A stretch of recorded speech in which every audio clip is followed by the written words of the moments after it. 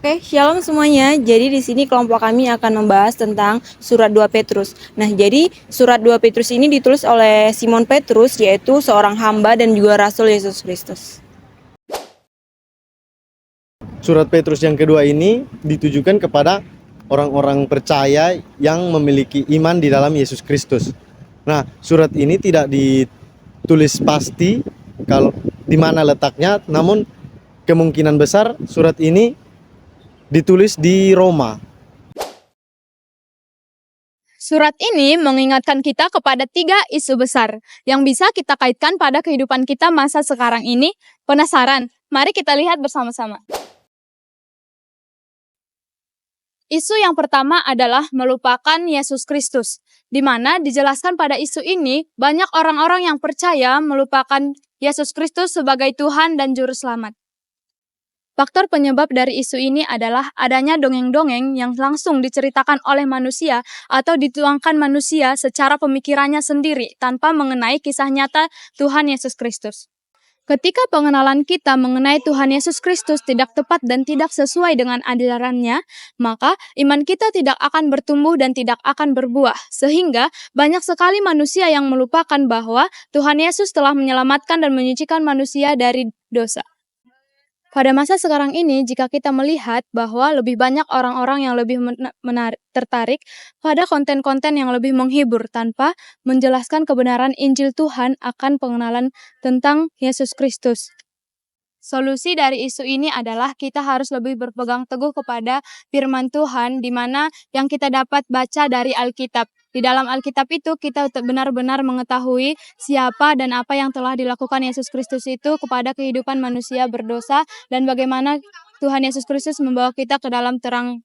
Sebagai calon guru Kristen, kita dapat menerapkannya dalam kelas kita seperti kita sebagai guru mencerminkan nilai-nilai Kristiani seperti mengasihi dan saling menghargai satu sama lain. Dan kita sebagai guru juga harus mengetahui apakah perkembangan iman siswa kita berakar pada pengenalan Kristus yang sejati. Isu yang kedua yaitu ajaran sesat dan guru palsu. Nah, pada pasal yang kedua ini, Petrus memperingatkan bahwa adanya guru-guru palsu yang mengajarkan tentang ajaran sesat. Nah, pada ajaran-ajaran sesat yang mereka ajarkan itu sangat bertentangan dengan ajaran Yesus Kristus dan bahkan dapat merusak iman orang-orang yang mendengarkannya. Dan Petrus juga menyiratkan bahwa ajaran sesat ini bukan hal yang baru, tapi juga sudah ada dan sudah diajarkan pada zaman perjanjian lama, yaitu pada zaman Nuh dan Abraham. Nah, khususnya itu pada zaman Sodom dan Gomora. Penyebabnya yaitu Petrus menjelaskan bahwa mereka diam-diam membawa ajaran sesat yang membinasakan dan menyangkal Tuhan yang menebus mereka karena motivasi serakah dan keinginan untuk memanfaatkan umat. Dampaknya yaitu banyak orang yang mengikuti ajaran sesat mereka dan menyebabkan nama Tuhan dihujat, dan bahkan umat dapat kehilangan dasar iman yang benar. Nah, jadi jika kita kaitkan dengan masa kini, ada banyak ya ajaran-ajaran yang menyimpang dari Alkitab, dan Petrus menegaskan bahwa Tuhan akan menghakimi guru-guru palsu. Dan solusi untuk umat Tuhan itu, mereka harus mengingat kembali ajaran-ajaran yang diberikan oleh Nabi dan Rasul, serta bertumbuh dalam kasih karunia dan pengenalan akan Yesus Kristus.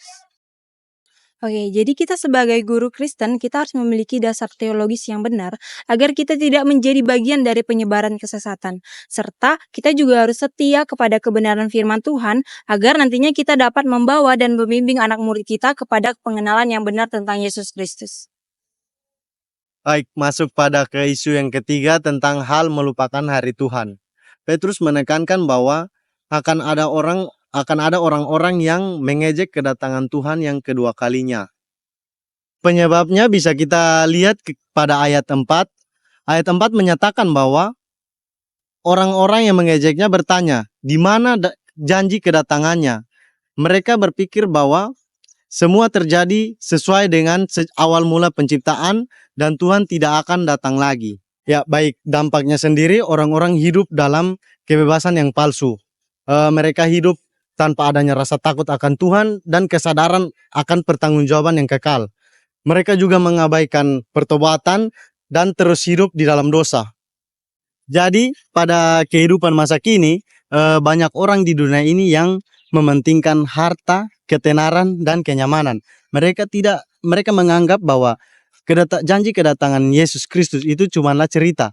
Mereka tidak mementingkan kehidupan yang kekal. Baik, solusi dari isu ini adalah Petrus menjelaskan bahwa Tuhan tidak terlambat memenuhi janjinya. Namun, dia sabar supaya setiap orang dapat memiliki kesempatan untuk bertobat. Kita sendiri dipanggil untuk hidup suci dan setia menunggu kedatangannya hari Tuhan. Sebagai guru Kristen, tugas mendidik bukan hanya sekedar mengembangkan kemampuan berpikir siswa, tapi juga membentuk hati dan sikap yang sadar akan penghakiman dan kasih Tuhan. Oleh karena itu, guru Kristen perlu mengajarkan nilai-nilai kehidupan seperti hidup jujur, suci, dan bertobat. Yang pertama adalah pengenalan terhadap Yesus Kristus yang sejati yang kita peroleh dari firman Tuhan, serta kita harus menghindari godaan-godaan duniawi yang bersifat sementara. Kedua yaitu kita harus waspada terhadap ajaran sesat, karena dunia ini sudah penuh dengan ajaran-ajaran yang tidak sesuai dengan kebenaran Injil. Baik, yang ketiga, kita harus menjambut kedatangan Yesus Kristus dengan hati yang suci dan kudus.